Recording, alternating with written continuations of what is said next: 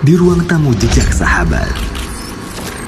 Masya Allah, berarti salah satu sunnah para sahabat pun mungkin bisa disebut seperti itu ya, ketika hanya menggantungkan kebutuhannya kepada Allah dan melakukannya dalam sholat. Dengan sholat, mediatornya atau medianya adalah sholat.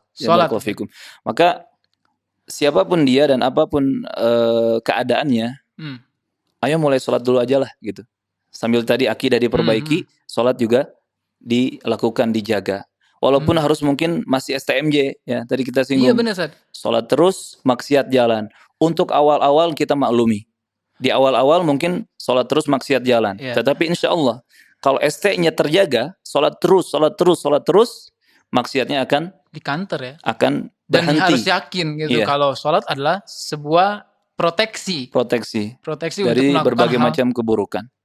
Itu Allah yang akan langsung menyelamatkan.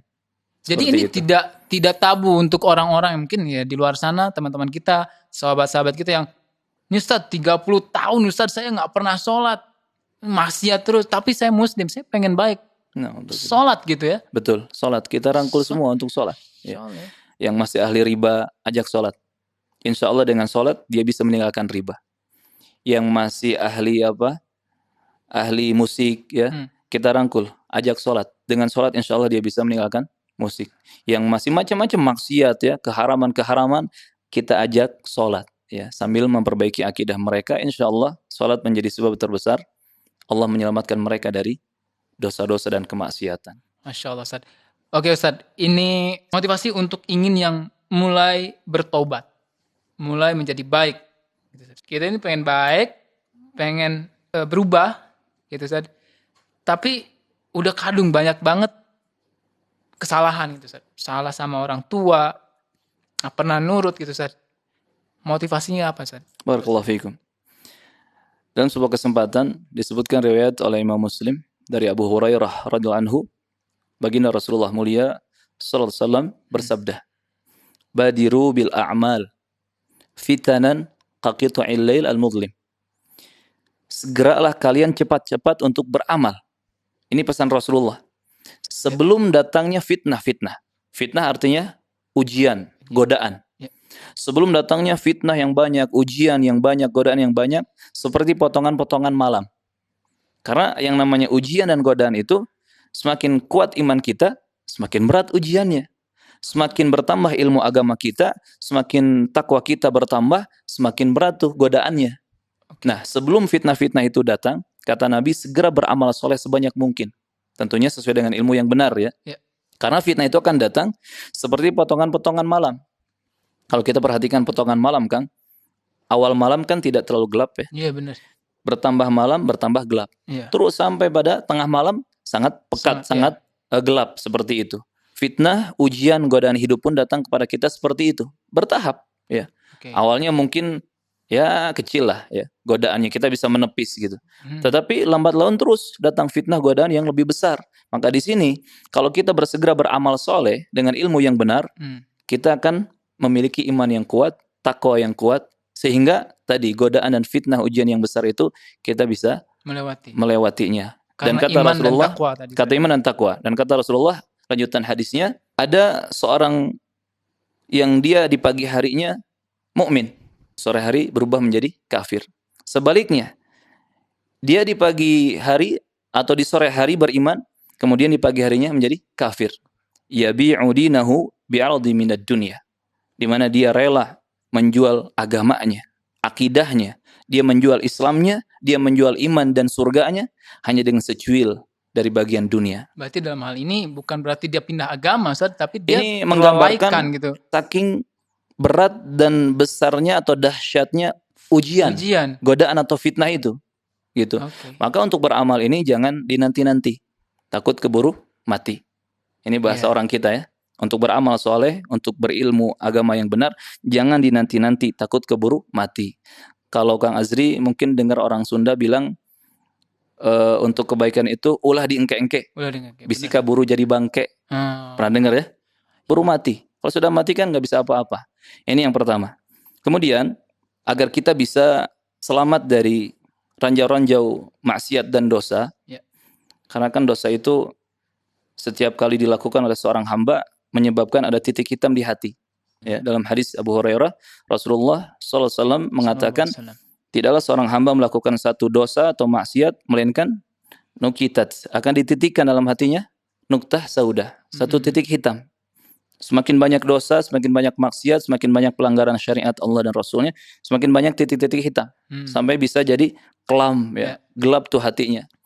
Dan ini bukti bahwa ada orang yang hatinya tertutup dengan noda hitam tadi, ya. Seperti misalkan ketika seseorang dia melihat aurat lawan jenisnya, tetapi dia tidak terpengaruh. Oh, tidak terpengaruh, betul. Ya, mungkin pernah ya Kang Azri menemukan seseorang, dia bilang nggak ngaruh aja buat saya mah. Iya, gitu. biasa aja, biasa. Tersingkap aurat lawan jenis, dia bilang, seperti ini mah nggak ngaruh gitu. Itu bukan karena imannya kuat, bukan karena takwanya yang besar, tetapi hatinya sudah tertutup, hatinya sudah kelam, ya sudah hitam gelap. Nauzubillah. Iya. Namun ketika hamba tersebut beristighfar, bertobat kepada Allah, mengucapkan astagfirullah wa atubu ilaih, ya Allah ampuni dosaku, aku bertobat kepadamu, maka akan dibersihkan satu titik. Setiap beristighfar dibersihkan satu titik. Sehingga dengan istighfar dan taubat ini masih ada kesempatan dan kemungkinan untuk berubah hatinya menjadi bersih. Amin. Seperti itu.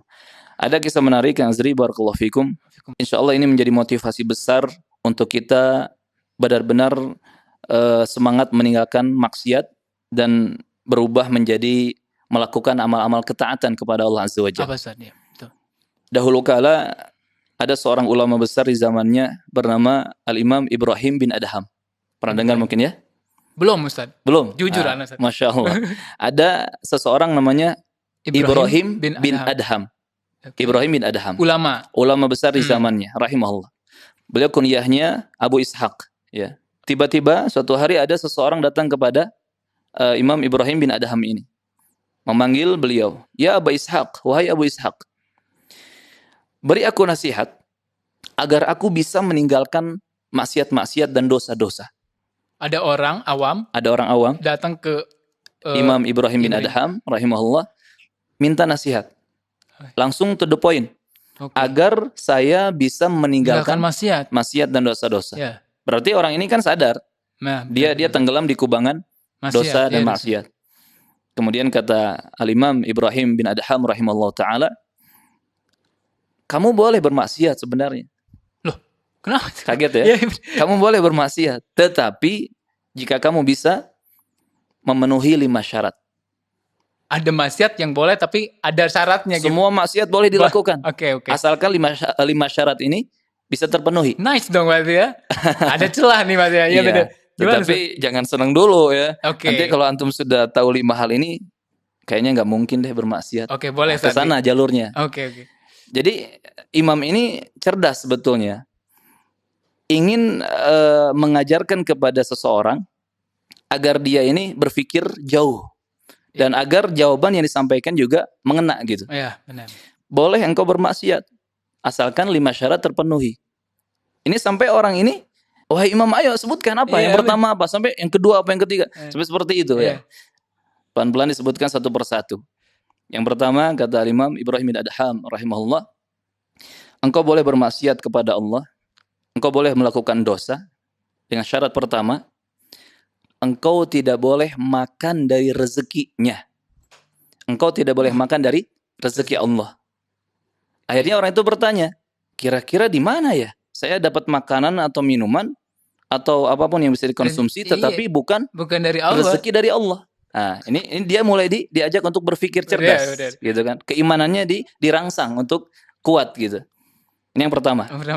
Gak mungkin kayaknya, gak mungkin ya bisa bermaksiat tanpa rezeki dari Allah. Ini yang pertama. Yang kedua, silakan engkau bermaksiat atau melakukan dosa dengan syarat engkau tidak tinggal di negeri milik Allah Azza wa Jalla. Akhirnya dia menjawab sendiri. Dari timur sampai barat, dari musim rambutan sampai apa?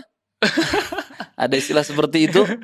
Ini semua negeri-negeri milik Allah Azza wa Jalla. Ya kan? Iya benar. Mulai dari Indonesia, Malaysia, Asia Tenggara, sampai ke Timur Tengah, Saudi Arabia, sampai ke Eropa, Amerika, Australia. Semua buminya Allah gitu. Buminya Allah, milik Allah. Gitu. Dia berpikir, makin sulit nih. gitu kan. Oke, Syarat bener. yang kedua makin sulit. Boleh bermaksiat tetapi di negeri yang bukan milik Allah. Di atas bumi yang bukan tanahnya Allah. Gak ada kayaknya. Oke. Tapi karena penasaran tadi ya, dia bertanya lagi yang ketiga apa? Yang ketiga, engkau boleh bermaksiat atau melakukan dosa dengan syarat engkau melakukannya tanpa dilihat oleh Allah Azza wa Jalla. Tanpa dilihat oleh Allah Azza wa Jalla. Makin pusing dia. Iya.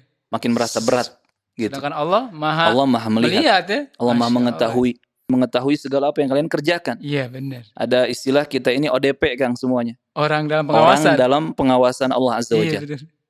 24 jam setiap hari. Walaupun kita sedang tidur, Allah mengawasi kita. Diawasi KPK mungkin bisa curang-curang, bisa ngeles. Ini Allah ya. Allah yang mengawasi. Nggak bisa kita curang sedikit pun. Silahkan bermaksiat tanpa dilihat oleh Allah Azza wa Jalla. Karena kita sembunyi dan ngumpet dimanapun, Allah tahu. Allah tahu, Allah melihat. Ini syarat yang ketiga. Iya, betul. Syarat yang keempat, kata Imam Ibrahim rahimahullah, silakan kau bermaksiat dan berdosa asalkan ketika ajal kematian datang, malaikat maut pencabut nyawa datang menghampirimu, engkau bilang kepada malaikat maut, tunggu. Saya banyak dosa. Saya mau tobat dulu. Kalau bisa menangguhkan kematianmu, bisa nego dengan malaikat pencabut nyawa, silakan bermaksiat. Oke. Tetapi nggak mungkin kan? Iya. Dinego. Setiap manusia itu sudah ditentukan ajal kematiannya. Ajal kematian itu kalau sudah waktunya nggak bisa dimajukan, nggak bisa dimundurkan, nggak bisa. Apalagi kita negosiasi dengan malaikat pencabut nyawa. Extra time dulu gitu, nggak bisa. Kayak emang main bola. Nggak bisa, ditambah 15 menit kali 2 nggak bisa. Oke. Walaupun hanya 1 detik untuk aku bertobat, nggak bisa. Oke. Benar. Ini yang keempat. Ya. Kalau bisa nego malaikat pencabut nyawa, silahkan bermaksiat. Yang kelima, kalau nanti malaikat Zabaniyah membawamu, menyeretmu untuk melemparkanmu ke dalam neraka, coba nego dia. Nego dia agar jangan melemparkan saya ke dalam neraka. Jangan menyiksa saya dengan api neraka. Kalau bisa bilang seperti itu ke malaikat Zabaniyah, silakan bermaksiat. Ini 5 syarat yang menjadi 5 nasihat emas, yang menjadi 5 kunci seseorang insya Allah bisa meninggalkan maksiat dan dosa. Dan ini sebuah fenomena bahwa ulama itu luar biasa bijaksana, Ustaz ya. Bijaksana. Tidak memberikan petwa yang menyeramkan gitu, Ustaz. Tidak. Nggak boleh. Tetapi diajak berpikir. Iya, Masya Allah ya. Diajak untuk sadar diri. Seperti itu. 5 syarat. 5 syarat. Oke, Ustaz. Nah, kalau Kang Azri bisa memenuhi 5 syarat ini, silakan bermaksiat sesuka hati. Satu aja kayaknya nggak mungkin. Nggak mungkin ya, Masya Allah. Tapi luar biasa, Ustaz. Insight di ruang tamu sekarang ini luar biasa, sangat menginspirasi, terutama bagi saya, Ustaz ya, yang harus banyak menata kehidupan, Ustaz, untuk belajar lebih baik lagi, Ustaz.